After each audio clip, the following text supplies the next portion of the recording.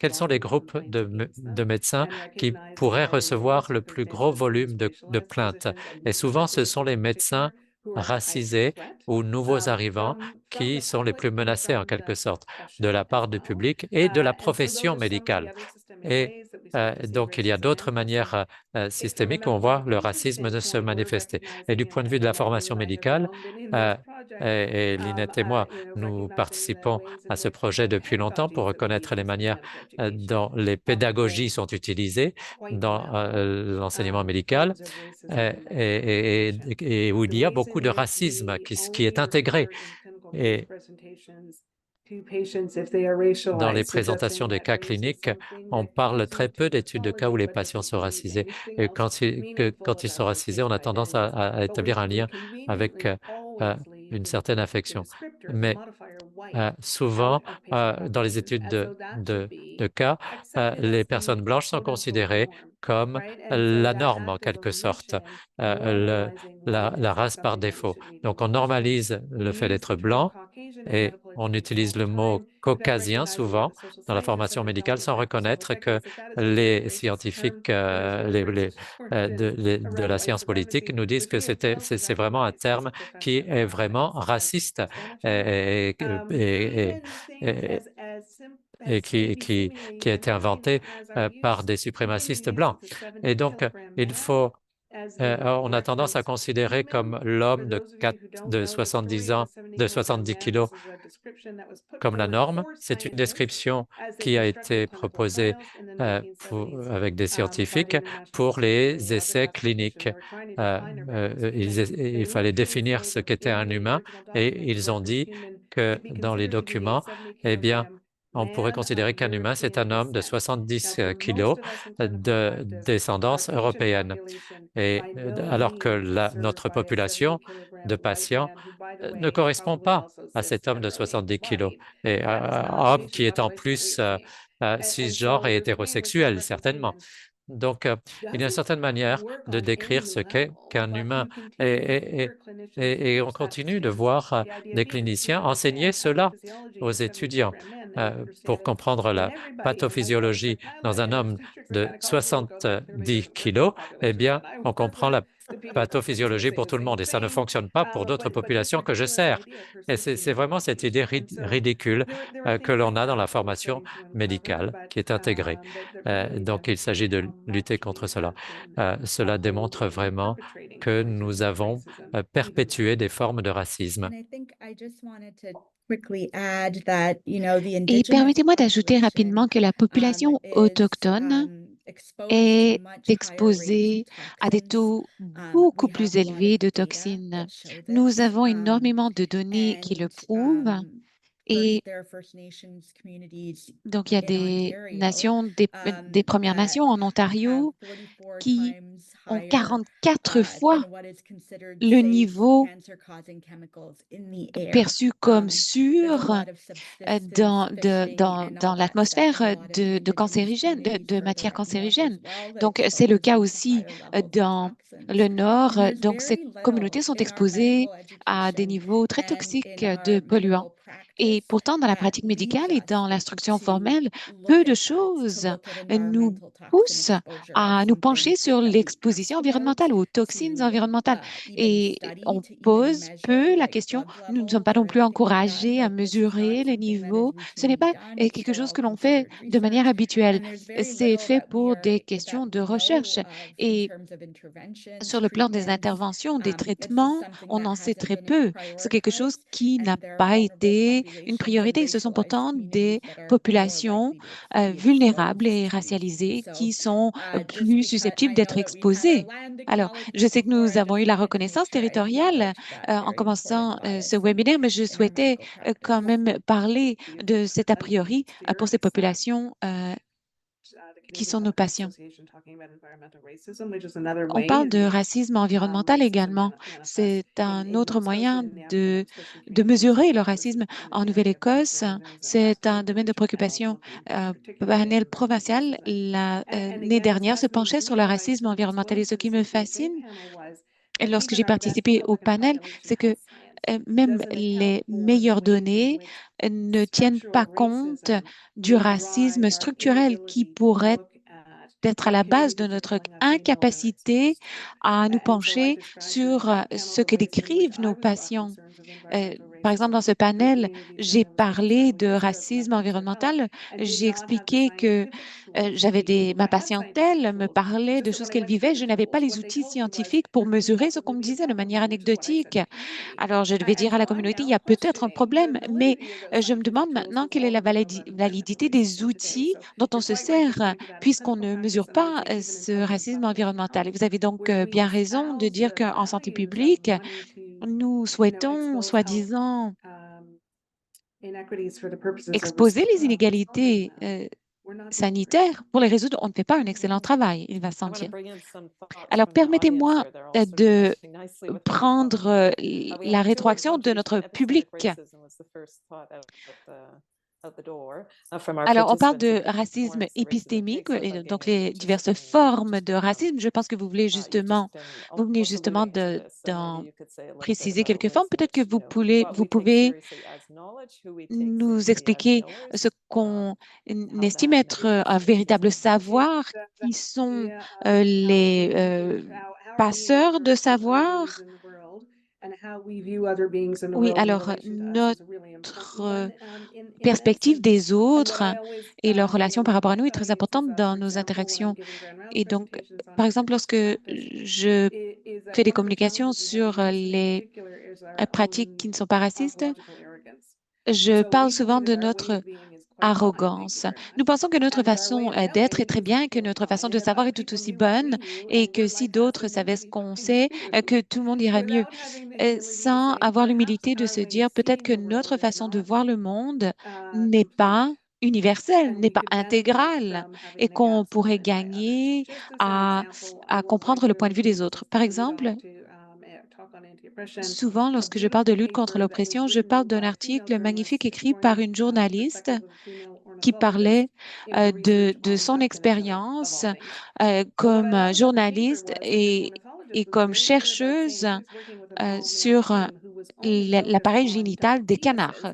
Bon, elle m'a dit que toutes les recherches, elle a écrit que toutes les recherches portaient sur l'appareil génital masculin du canard, que rien n'avait été écrit sur les femelles. Alors, son identité à elle l'avait encouragée à se pencher sur l'expérience des femelles également. Alors, quand je parle de l'absence de connaissances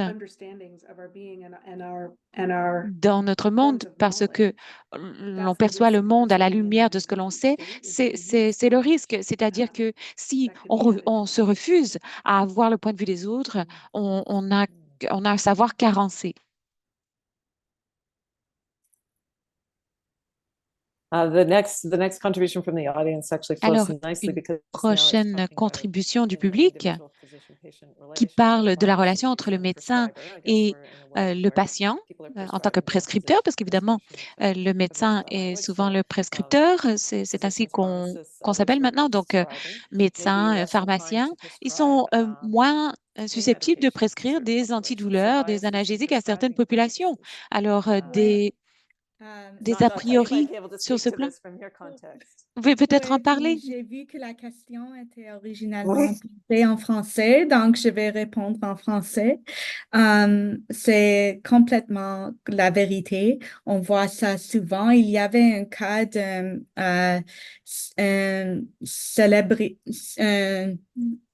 quelqu'un sportif célèbre. C'était tout sur YouTube et tout ça.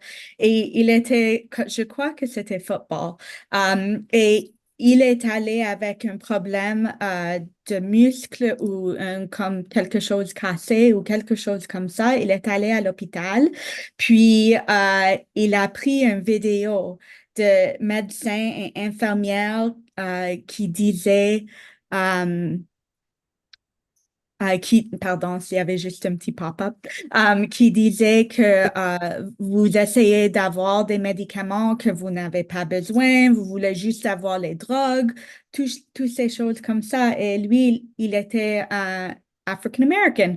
Donc, c'était vraiment quand on voit ça souvent. Et moi, quand j'étais une étudiante de médecine à McGill, on avait une relation avec un patient comme pour comprendre un petit peu plus leur expérience à travers plusieurs mois. Et c'était un patient avec l'anémie de sickle cell. Puis, il avait beaucoup de crises de douleur et il a besoin de médicaments forts pour combattre cette douleur. Et il nous disait, toutefois, quand je m'en vais à l'hôpital, il me dit que je suis en train de chercher des drogues parce que je suis noire et c'est comme ça. Donc, c'est vraiment le cas, c'est vraiment un problème qu'on voit et c'est quelque chose qu'on doit vraiment, et c'est quelque chose qui reste depuis même le temps de Marion Sims qui disait que pas besoin de donner ces femmes des médicaments quand je fais le coupure de vagin parce que elle va pas ressentir la douleur. C'est le même stéréotype, c'est le même problème. Il y a plusieurs en médecine avec qui pensent dans le passé que les gens d'origine Afrique, ils n'ont pas de douleur. Et c'est pas vrai. Et la réalité, c'est que ça cause beaucoup de problèmes et de difficultés pour les patients qui ne peuvent pas avoir les médicaments qu'ils devraient avoir. Sorry, my French is imperfect. I tried Je my suis best. désolée, mon français n'est pas parfait. J'ai fait de mon mieux. Thanks. We have a question. Yeah, Merci. Gaynor? Oui, Gaynor. Non, j'allais simplement ajouter que cette notion que les patients noirs ne ressentent pas la douleur, ça c'est vrai, on l'entend beaucoup. Et c'est emblématique de ce racisme scientifique, surtout des années 70. Et ce diagnostic vient de Samuel Cartwright, qui est un médecin américain qui exerçait en Louisiane à l'époque. Et lui avait un diagnostic pour cette affection. Il prétendait que les Noirs ne ressentaient pas la douleur, la raison pour laquelle ils n'anesthésiaient pas d'autres médecins l'ont cru. Et évidemment, il y avait une raison économique. L'anesthésie à l'époque coûtait très cher aux États-Unis. Et conséquemment, il y avait une pénurie de médicaments et c'est la raison pour laquelle il a prétendu une telle chose. En 2018, on a sondé les étudiants en médecine de cette année-là pour savoir ce qu'ils pensaient de la douleur chez les patients noirs. Et même à l'époque, 47% de ces étudiants pensaient que les Noirs ne vivaient pas la douleur de la même manière. Ce n'est pas qu'un concept historique. En temps réel, c'est le cas. Dans beaucoup de communautés, j'ai entendu, par exemple, des infirmières qui vous disent que les personnes qui ont la peau plus foncée ont une peau plus épaisse et qui ressentent moins la douleur. Les conséquences, c'est que si nous avons une identité racialisée, nous savons que cela fait partie de notre récit qui n'est pourtant pas le nôtre. Donc, les personnes qui peuvent être touchées par cela, Joyce Echaquan, on peut y penser, on peut penser aux Noirs qui sont morts sous les coups de la police. Ils comprennent qu'ils doivent toujours penser à l'image qu'ils projettent, car leur notion de leur identité changera selon leur interlocuteur. Et dans certains cas, cela peut être une question de vie ou de mort. Et c'est ce qui contribue à cette idée, à ce phénomène des patients racialisés qui ne reçoivent pas de médicaments antidouleurs, d'analgésiques. Yeah, thank you for those reflections. Merci pour I'm ces going to skip around réflexions. a little in the questions too. I'm going to come back to everybody's questions, don't Bon, worry, je vais and revenir aux questions de contributions, tout le but monde et skip j'essaie around a de les little bit prendre to draw the thread along. dans l'ordre There's a de leur reference survenue to dans la many conversation. Alors, on fait teen référence trainees and aux people learning infection étudiants medicine en médecine having access qui to n'ont pas accès à des problèmes dermatologiques pour toutes les couleurs de peau. Si vous me permettez le préambule, je veux dire que Gaynor et moi travaillons à un projet ici à l'Université d'Alousie sur la diversification des études de cas, mais c'est beaucoup plus vaste que cela. On a une équipe de 20-25 personnes et une personne qui travaille pour nous à temps complet pour rédiger les études de cas. Pour passer en revue les 200 études de cas utilisées dans le cursus, et c'est la majorité de l'instruction avant l'externat, avant les stages cliniques. Donc, on essayait de ventiler les patients et on essaie de déboulonner ces mythes que si ce n'est pas déclaré, penser d'office que le patient est perçu dans l'étude de cas comme blanc. Alors, il faut parler de la pertinence de l'ethnicité pour le traitement, pour les perceptions dans le système. Et en fait, ça a réussi pourvu que l'on examine la recherche derrière les études de cas. On ne peut pas diversifier les études de cas et continuer de traiter les patients en fonction d'une médecine raciste. Alors, le projet a pris beaucoup d'ampleur. On a consulté beaucoup de professeurs et on a eu beaucoup de discussions par rapport à l'identité raciale et le racisme en médecine. Alors, comme personne blanche, un peu naïve, j'ai été consternée par les études de cas qui sont racistes et auxquelles sont exposés les étudiants au fil de toute leur formation et la mesure dans laquelle il y a des hypothèses sur les personnes blanches. Vous savez, la dermatologie est un aspect de cela. Et nous savons tous que le mouvement des droits civils remonte à il y a longtemps, mais la médecine jusqu'à maintenant enseigne avec de la documentation qui ne change que depuis 2-3 ans. C'était surtout des livres de la documentation qui s'appuient sur la couleur blanche. Mais il peut y avoir d'autres formes de cancer, par exemple, et de maladies de la peau qui présentent autrement sur d'autres couleurs de peau. Et c'est difficile de trouver des images pour d'autres couleurs de peau que la couleur blanche. Et donc, on a encouragé les étudiants à partager toutes ces questions sur TikTok, Instagram, Facebook. Et ça me sidère. Enfin, je me sens très naïve. En fait, je n'étais pas au courant avant d'entreprendre cette étude. Alors, peut-être qu'on peut parler des moyens par lesquels cette longue histoire de sciences racistes, bon, vous parliez de l'impératif économique. Vous savez, il y a toujours une médecine exercée aujourd'hui qui est raciste. Mais vous avez raison, les choses changent. Vous avez, je pense que Naila et moi avons déjà évoqué le racisme à l'encontre des Noirs. Ce n'est pas qu'il n'y a pas d'autres formes de racisme, mais dans le cas des Noirs et des Autochtones, il y a des forces motrices économiques importantes qui expliquent ces modalités, entre autres l'esclavagisme et le colonialisme.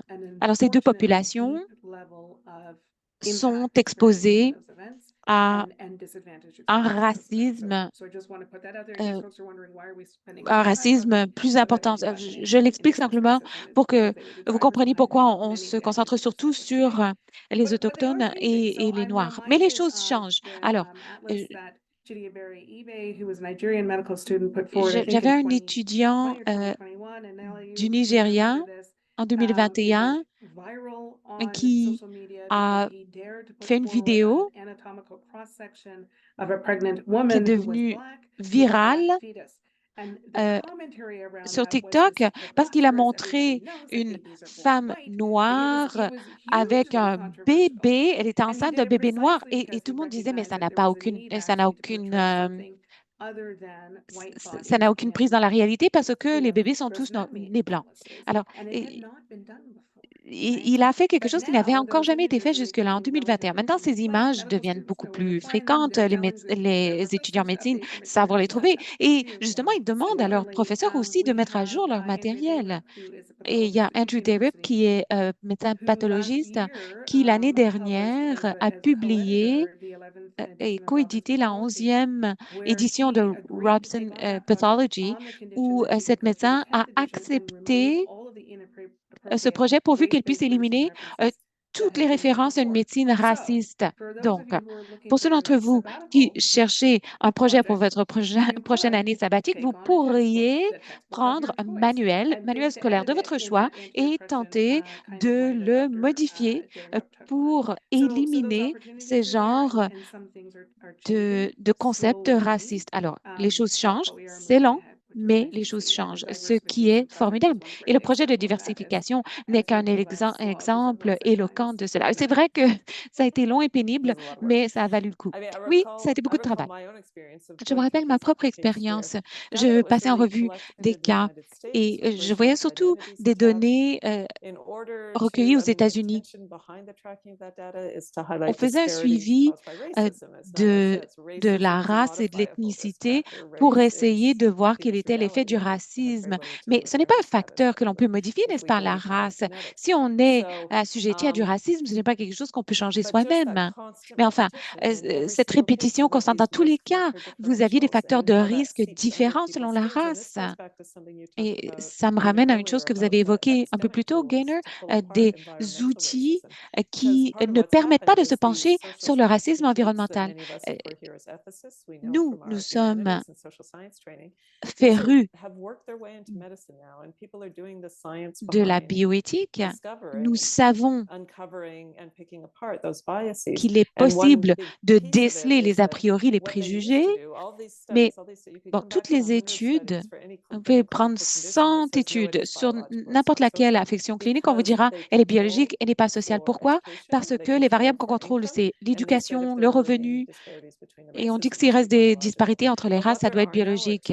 Mais maintenant, on a des outils qui permettent de tenir compte de l'exposition environnementale, qui permettent de tenir compte de l'alimentation dans l'enfance, qui permettent de tenir compte de beaucoup de déterminants sociaux de la santé. Et lorsqu'on le fait, toutes ces vérités soi-disant scientifiques sont déboulonnées. Alors, tout cela s'imbrique. Et moi-même, comme éthicienne, j'ai observé ces conversations évoluer au fil des décennies et des années. Je vois que depuis quelques années, il me semble que l'on pose un regard beaucoup plus critique par rapport aux recherches scientifiques. Et on sait que donc la science naît de son berceau. On apprenait dans le passé à faire des essais cliniques randomisés, mais on comprend maintenant que leur randomisation n'est pas forcément parfaite non plus. Alors, vous avez évoqué le cas du patient blanc de 70 kilos. Il y a une observation ici sur le racisme en médecine pour les nouveaux arrivants qui sont souvent racialisés, mais qui peuvent aussi être d'origine européenne. Les médecins ont déjà une idée lorsqu'ils les rencontrent lors d'une consultation par rapport à leurs maladies éventuelles. Alors, pourquoi est-ce que cela se produit? Ou on trouve une explication liée à l'identité pour un diagnostic. Je dois vous dire que pendant ce projet dont on parlait, je ne suis pas médecin, mais je me disais, tiens, si je faisais des études de cas comme celle-là, si j'étudiais des cas comme ceux-ci, je serais moi aussi formée à repérer ces choses chez certaines personnes. Alors, ce qu'il faut comprendre, c'est que plutôt que de penser au pays d'origine de quelqu'un ou à la couleur de sa peau, les réfugiés, plus précisément, mais également les nouveaux immigrés, qu'ils soient, par exemple, nouvellement arrivés au Canada ou qu'ils viennent d'un pays en guerre. Un grand nombre d'entre eux ont des traumatismes graves et il faut se concentrer sur les soins éclairés par les traumatismes et la conscience du rôle que les traumas et les traumatismes jouent dans la santé plutôt que l'apparence de la personne ou leur pays d'origine. Par exemple, vous avez peut-être un clinicien qui rencontre quelqu'un d'un certain groupe culturel. Le mari est très présent et peut-être que le clinicien présume que la femme est l'objet de mauvais traitements de la part de son mari. Mais on sait que les personnes qui s'adonnent à des mauvais traitements sont souvent l'objet dans l'enfance de ces mauvais traitements aussi. Donc, ce n'est pas forcément une question culturelle, ça peut être une question familiale. On ne comprend pas bien toujours dans le contexte clinique quelles sont les origines des comportements. C'est souvent une question de statut socio-économique, de niveau d'éducation. Et quand vous pensez à la violence entre partenaires intimes, c'est assez fréquent d'entendre des gens penser que cela n'arrive presque qu'à des personnes qui sont peu instruites ou qui appartiennent à une classe socio-économique plus basse, mais c'est rarement le cas en fait. Alors, on peut penser à l'effet que cela a sur les diagnostics et les traitements. Et ensuite, vous avez les obstacles linguistiques. J'y faisais allusion un peu plus tôt.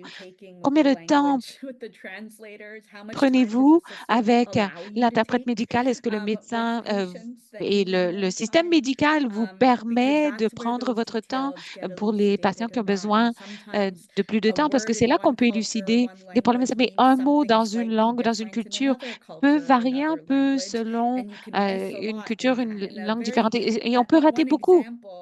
Je vous donne un exemple. En anglais, quand on veut dire deux, on dit un couple.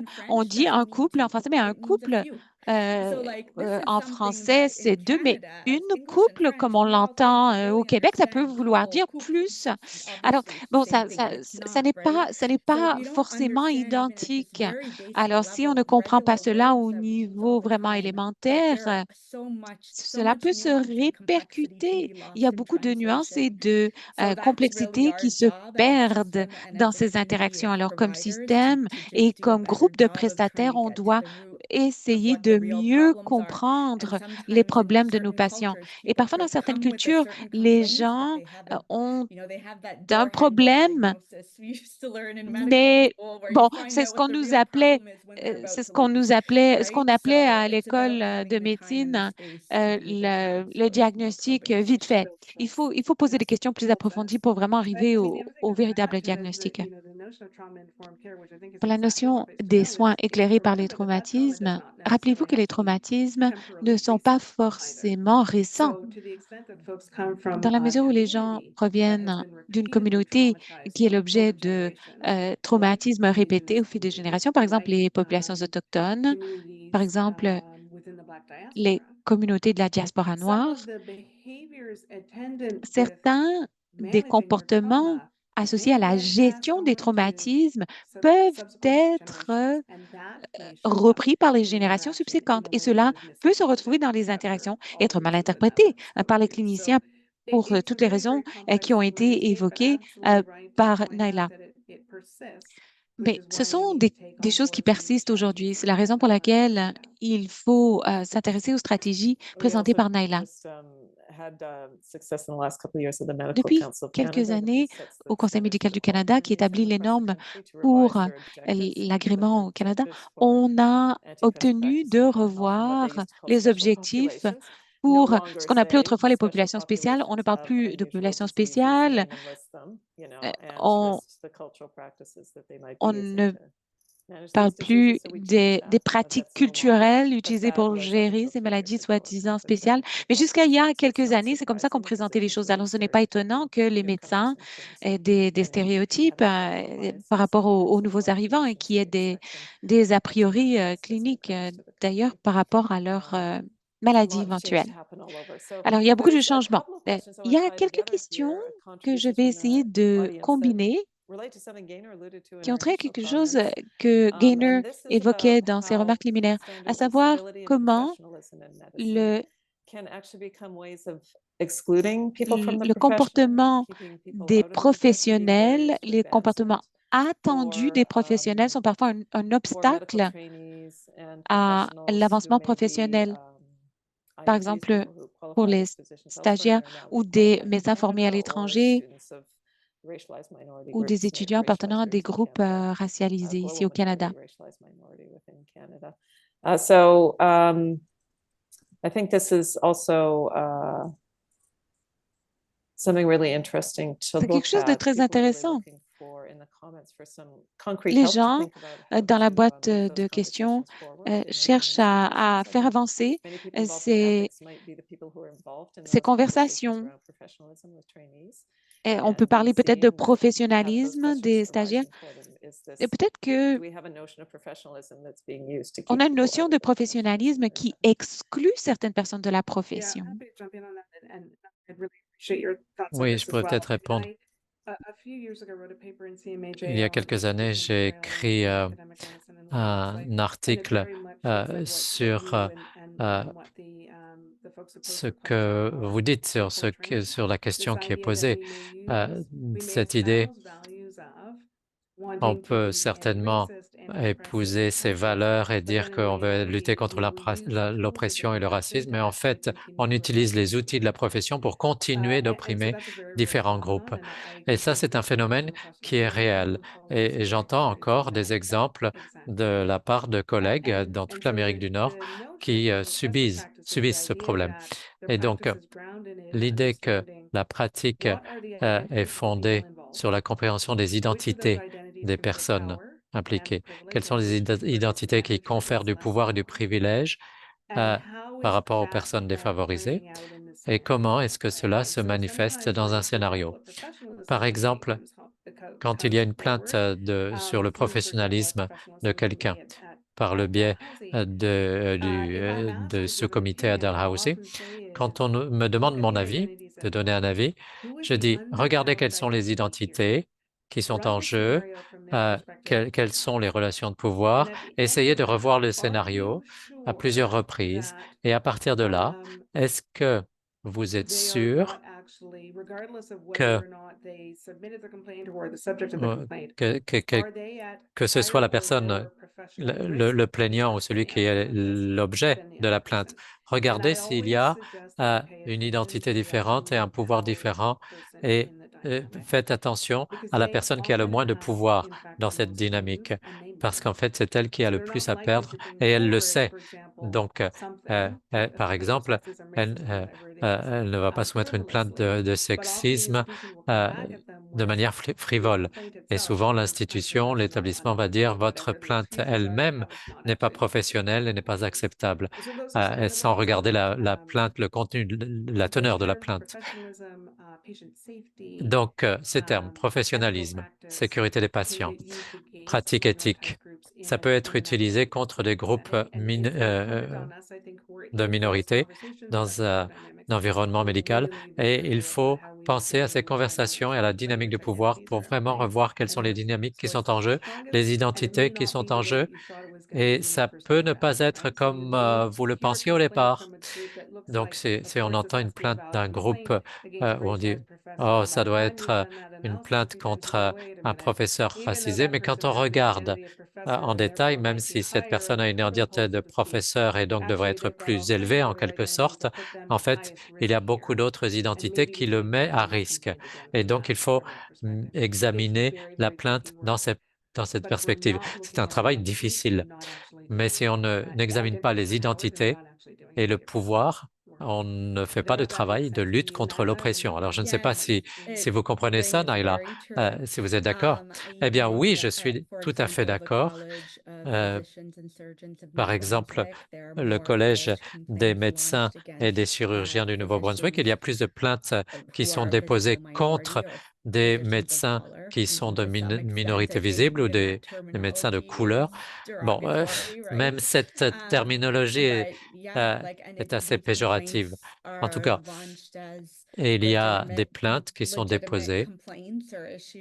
Il y a des plaintes légitimes, mais il est très difficile de distinguer les plaintes légitimes des autres. Est-ce que c'est quelqu'un qui est un plaignant qui cible quelqu'un qui est différent? Et donc, et on le voit dans différents environnements, que ce soit à l'université, à Dalhousie ou au collège des médecins et des chirurgiens, qui est l'organe de réglementation pour ces professions. Et cela revient, j'ai vu une question à ce sujet, cela revient au professionnalisme dans la perspective des étudiants en médecine qui sont ciblés par des commentaires liés à la race et comment cela pourrait avoir une interférence sur leur formation.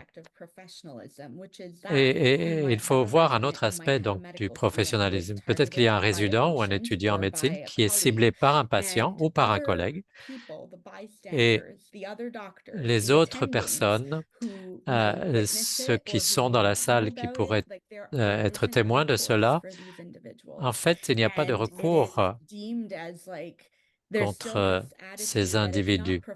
Il y a toujours cette attitude que ce n'est pas professionnel de soulever une question comme celle-là. Ce n'est pas très important parce que le plus important, c'est le malade, la personne, le patient qui est devant vous.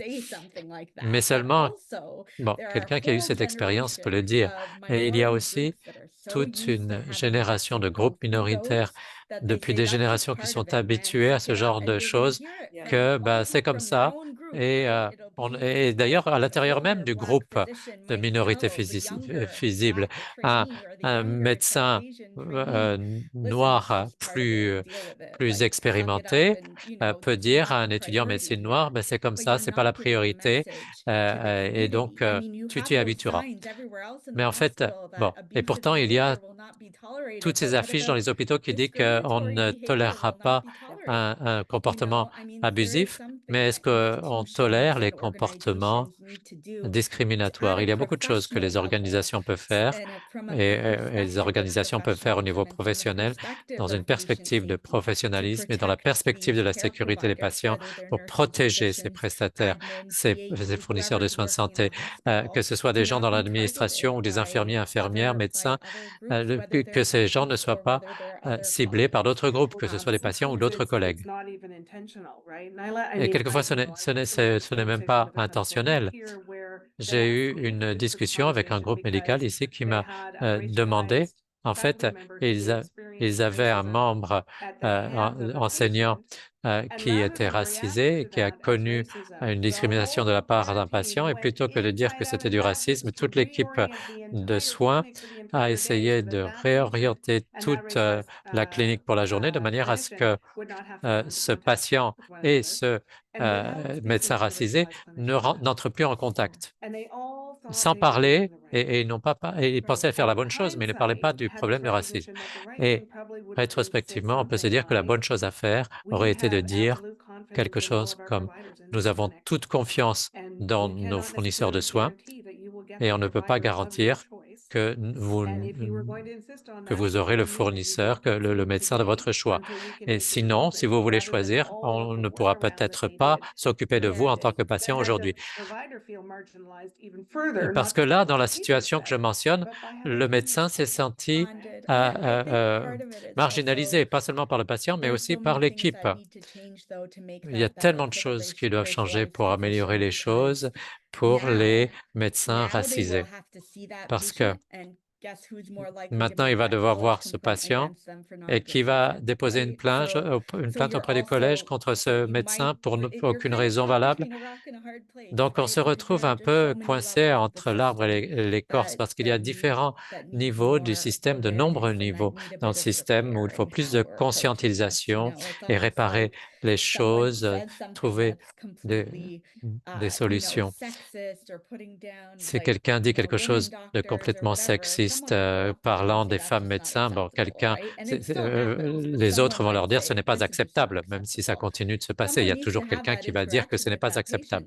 Et il faudrait que quelqu'un dise au patient ce n'est pas acceptable, même dans les autres situations, pas seulement. Et peut-être qu'en tant que patient, le patient ne se sentira pas à l'aise, mais il faut lui dire on va s'occuper de vous, on va s'occuper de votre affection, mais votre comportement n'est pas acceptable. Et c'est difficile parce qu'on n'envisage pas vraiment, on n'est pas habitué à envisager cela dans nos interactions dans un environnement clinique. Excellent commentaire. Je pourrais intervenir, ajouter certains aspects, mais effectivement, c'est exactement l'exemple où les apprenants posent des questions et également prendre en compte la manière dont on structure la pratique médicale pour lutter contre le racisme de manière qui est centrée sur les droits humains et les droits de l'emploi des professionnels de la santé qui est ciblé par le comportement. En fait, on pourrait avoir tout un module avec la Société canadienne de bioéthique. On pourrait travailler sur la manière dont on peut aider nos institutions à mieux travailler sur cela. Alors, je ne peux pas prévoir toutes vos années sabbatiques, mais l'Association canadienne médicale est un autre groupe qui prend cela aussi au sérieux et qui reconnaît que ces plaintes sur le professionnalisme, pour des motifs de professionnalisme motivés par de racisme, ça passe aussi par l'assurance responsabilité et le fait qu'il y a une responsabilité juridique que subiront les membres s'il n'y a pas de bonne conversation. Et donc, l'association médicale canadienne pourrait avoir votre aide et l'aide d'éthiciens. Alors, une autre question. Si le patient est un patient âgé avec des problèmes cognitifs, par exemple, alors où est-ce qu'on voit la limite pour essayer de faire de la pédagogie auprès du patient? Comment est-ce qu'on fait? Oui, je dirais que tout scénario est différent des autres. Évidemment, on peut comprendre que ce n'est pas nécessairement le patient, mais c'est la maladie qui parle. Bon, il y a la possibilité de traiter de la maladie pour ce qu'elle est. Et je crois que la plupart des médecins le reconnaîtront, mais ce n'est pas toujours le cas. Quelquefois, c'est difficile de faire preuve de discernement à cet égard. Et il y a un certain degré de jugement pour voir comment on peut soutenir tous les gens qui sont dans l'environnement à ce moment-là.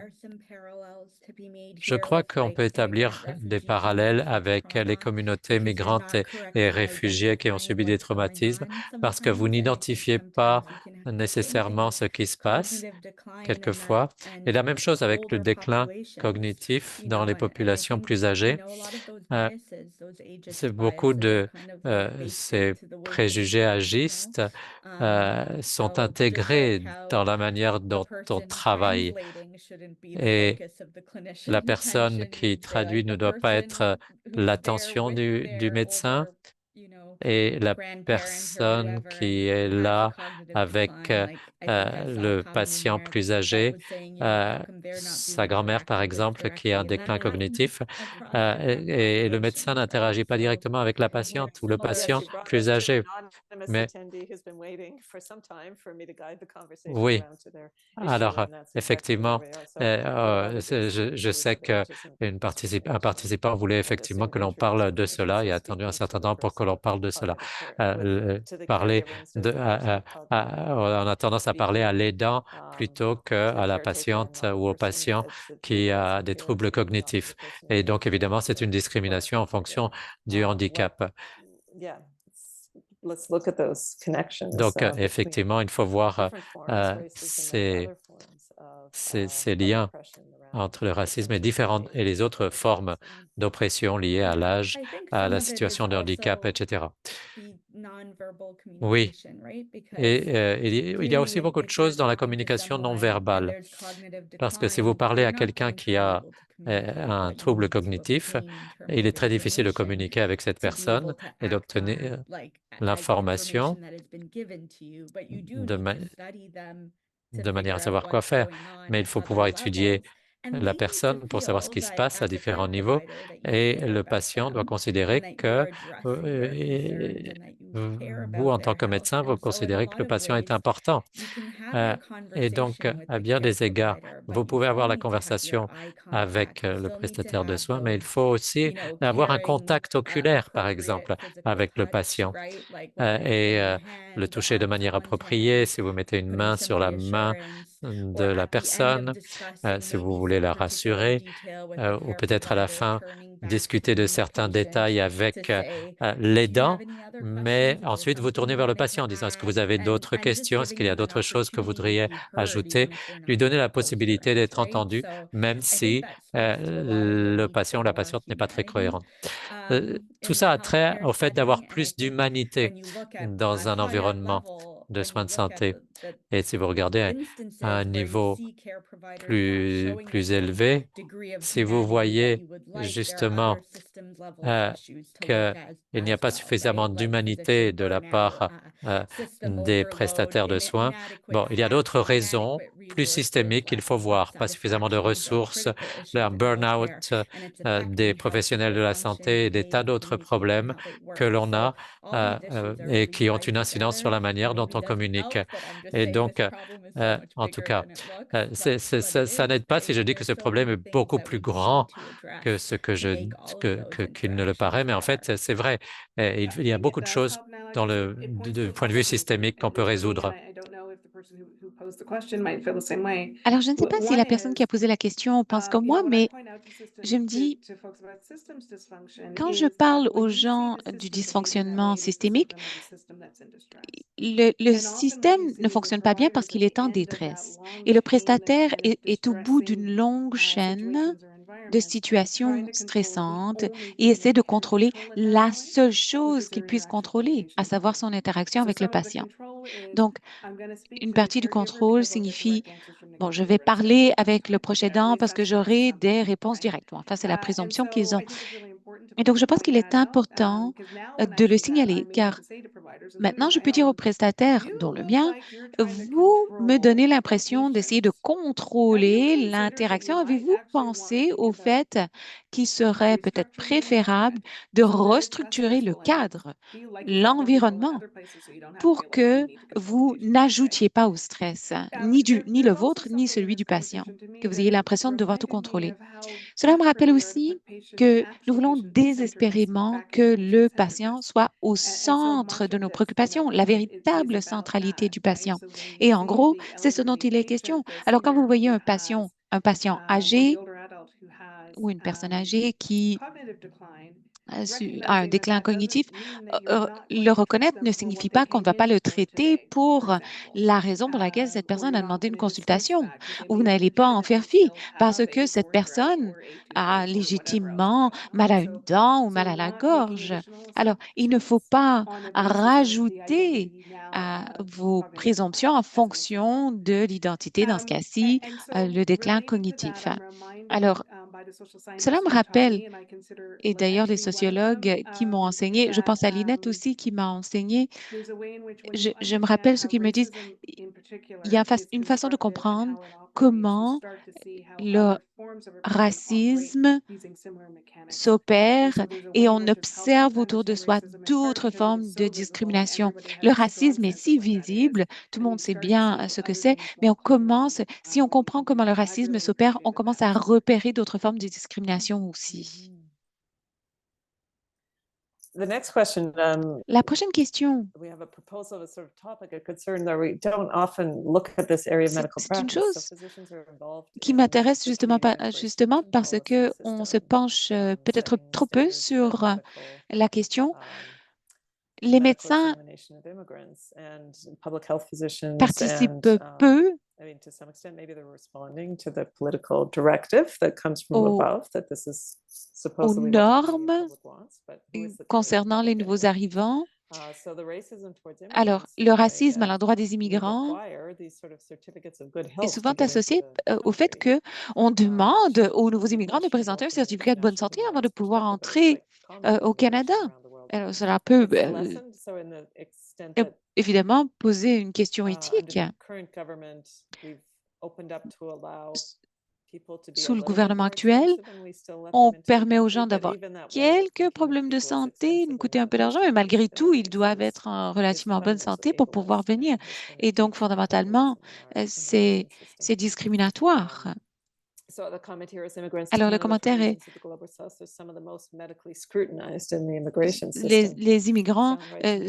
Maybe Gaynor, surtout as a provenant public de health certains pays, sont physician, scrutés à you la might, we've loupe, never beaucoup talked plus about que this, but you d'autres. might have some On thoughts n'en a about jamais the parlé, role of public mais health je me in demande immigrant si vous n'avez screening. pas une idée là-dessus, Gaynor. was the public health physician for the city of Halifax who was signing off on those immigration medicals, right? So I have a strong sense of how Eh that bien, system je works. comprends bien My car main question, having come into anti-oppression as j'ai a framing, participé is aux who gets aux to travaux de la decide? santé publique So when qui I devaient see things like that apposer now, le I'm saut quick sur le to certificat see de if bonne I can santé. find Alors that, and I maintenant, haven't done je this demande actually for the qui immigration pose la question medical process, but I'd be curious, et je serais intéressée de savoir qui, who is represented on the policy body qui that représente has made the les decisions politiques, around how the immigration medical qui a participé à Are l'élaboration there des politiques immigrant sur ces physicians certificats approved? de Are santé. there Y immigrants who a-t-il have des gone through the médecins? Y process a-t-il des on that immigrants policy setting qui font group? partie du wonder, groupe qui établit les politiques? not Je me poserai la dissimilar to what question. we might do Ce n'est pas if we were très looking at dissemblable à ce que l'on ferait new si, par tobacco guidelines exemple, in public on se health, penchait sur de and we nouvelles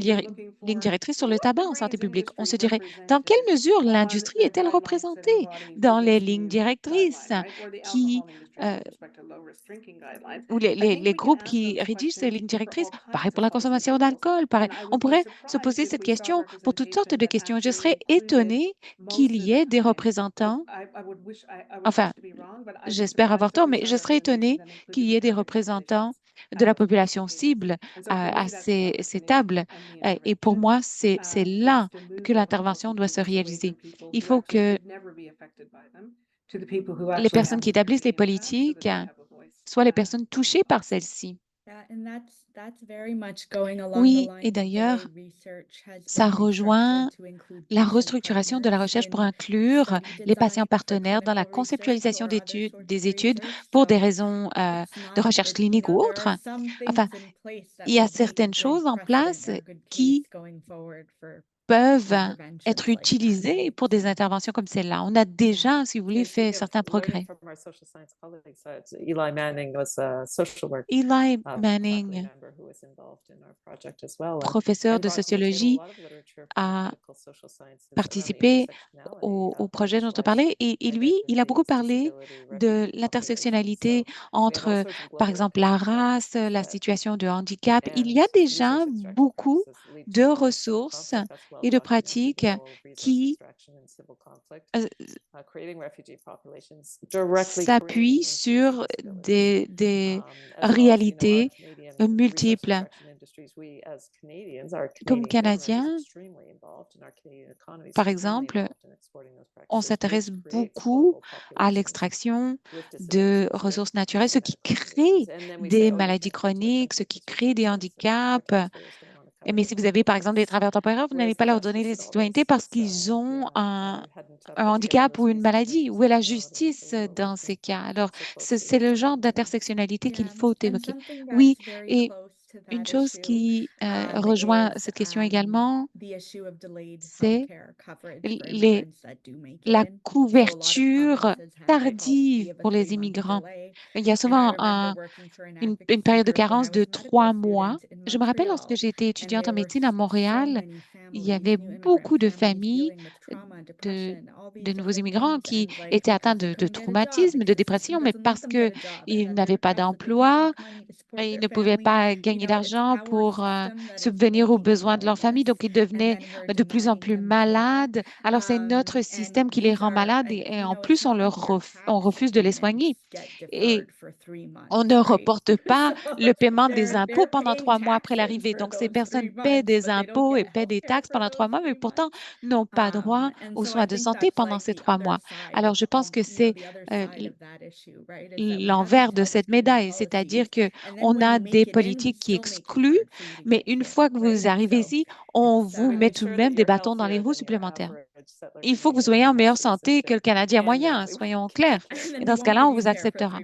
Et puis, malgré tout, on ne vous soignera pas pendant 3 mois. The average over 5 years, yeah. Oui, après 5 ans, vous aurez atteint le niveau de santé du Canadien moyen, c'est-à-dire que vous serez en moins bonne santé. Ben, c'est vrai que dans beaucoup de cas, les maladies empirent parce que ces personnes n'ont pas de soins dans des délais convenables, de sorte qu'il faut les traiter plus tard et cela coûte plus cher. Et c'est une triste And we've got ironie. a few people who seem to be independently knowledgeable about changes people are experiencing right now, where people have TB Alors, tests out of country, but there's some increase in scrutiny. So there's il y a justement des in gens qui city évoquent and le other cas de la jurisdictions above tuberculose. Il semble y the avoir equivalent davantage de TNA, tests TNA pour les screening personnes en from, but provenance de certains a pays. couple people are Il y a noting quelques both on personnes my end qui that there's ont increasing noté levels of qu'il y avait une scrutiny augmentation to tests des and vaccinations tests et des examens with residents from concernant these les bacilles individuals. tuberculeux selon l'endroit d'où on To vient. review the radiation, so radiation protection angle on those practices. And that is an interesting comment about the C'est une observation immunization intéressante issue, aussi que because je we know vois that sur there are so la many vaccination, people who car live in this il y a beaucoup de country gens who qui vivent au refuse Canada qui vaccination for all refusent kinds of de se faire reasons. vacciner pour toutes sortes de raisons. It's interesting the Et double c'est intéressant standard, que you know. c'est deux poids, deux mesures, parce que pour les nouveaux immigrants, on n'accepte pas quelqu'un qui ne serait pas vacciné. We're coming up towards the end of our Bon, time. alors, le Are there any last temps thoughts file. from the Avez-vous audience quelques or ultimes remarques, vous, you, Dana, nos Ryan, conférencières, that ou vous, the notre CDS public? participates with?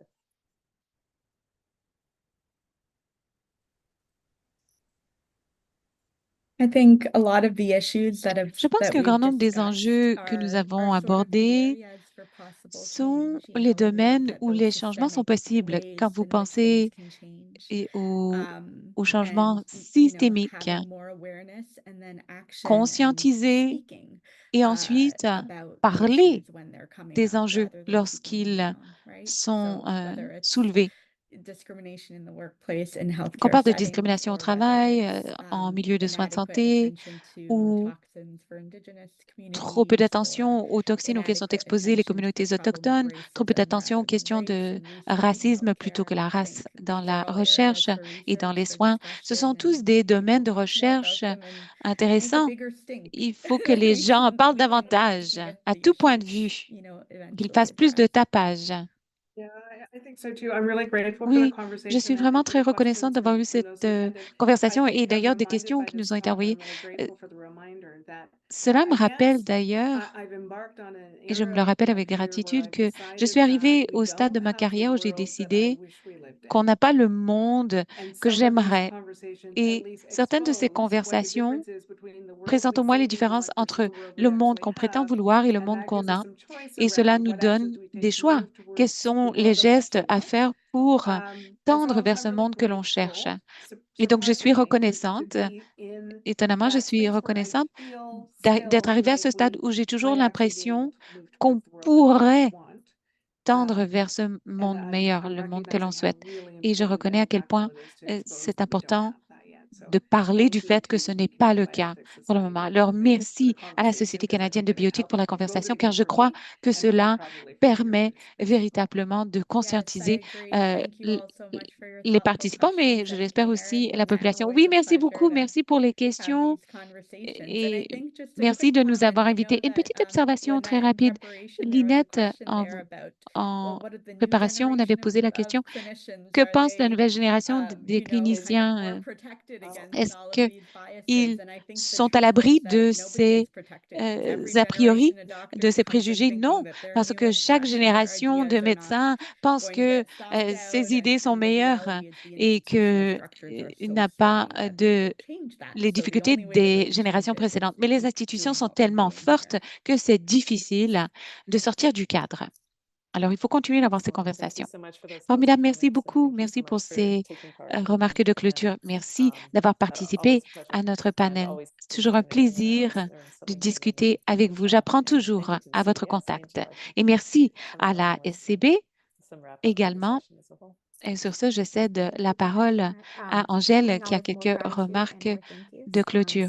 Alors, je termine sur des remerciements. Au nom de la Société canadienne de bioéthique, merci à nos conférencières, Dr. Watson-Creed et Dr. Ramji. Merci infiniment d'avoir contribué votre expertise et votre temps à cette conversation. Ce fut vraiment éclairant. C'est un sujet important. Alors, ça me donne des idées de conversations à venir. Je me réjouis donc de continuer d'avoir des conversations et de continuer de réfléchir à ces questions concernant le racisme en médecine et en formation médicale. Merci infiniment et enfin, merci à tout le monde qui a participé à cette séance. Pour ceux d'entre vous qui n'êtes pas encore membre de la Société canadienne de bioéthique, je vous encourage à devenir membre. Vous trouverez le lien pour devenir membre dans la boîte de clavardage. Votre adhésion nous est précieuse. Nous espérons que vous adhérez, mais nous espérons aussi vous retrouver pour la prochaine conversation en bioéthique. Merci infiniment et profitez bien du reste de votre journée.